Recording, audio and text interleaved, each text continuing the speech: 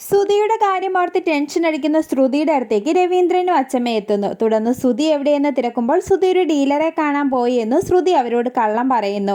ശേഷം ശ്രുതി വരുന്നതും കാത്തിരിക്കുന്ന രവീന്ദ്രന് ശ്രുതി ഒരുവിധം കിടക്കാനായി പറഞ്ഞു വിടുന്നു.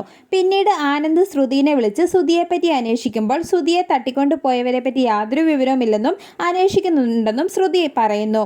ഇത് കേട്ട് വരുന്ന സച്ചി ശ്രുതിനെ ആരാണ് തട്ടിക്കൊണ്ടു പോയതെന്ന് ചോദിക്കുമ്പോൾ സച്ചി ശ്രുതിനെ അന്വേഷിച്ച് പോയാൽ സത്യങ്ങൾ സച്ചി മനസ്സിലാക്കുമെന്ന് കരുതി ശ്രുതി ഒന്നും തുറന്നു പറയാതെ സച്ചിയോട് ദേഷ്യപ്പെടുകയും ശ്രുതിയുടെ കാര്യം തിരക്കാൻ എനിക്കറിയാമെന്നും പറയുന്നു.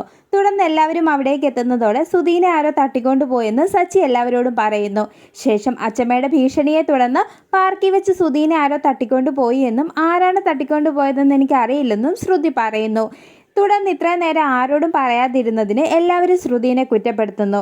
ശേഷം പോലീസ് സ്റ്റേഷനിൽ പോകാൻ ഒരുങ്ങുന്ന രവീന്ദ്രനെ സച്ചിയെയും ശ്രുതി തടയുകയും ഞാൻ പോലീസ് സ്റ്റേഷനിൽ പരാതി കൊടുത്തിട്ടുണ്ടെന്ന് അവരോട് കള്ളം പറയുകയും ചെയ്യുന്നു. ശേഷം ശ്രുതിയുടെ പെരുമാറ്റത്തിൽ സച്ചിക്ക് സംശയം തോന്നുകയും പാലറേട്ടത്തിൽ എന്തൊക്കെയോ മറയ്ക്കുന്നുണ്ടെന്ന് സച്ചി എല്ലാവരോടും പറയുകയും ചെയ്യുന്നു. തുടർന്ന് ശ്രുതിനെ അന്വേഷിച്ച് സച്ചി പോകുന്നു.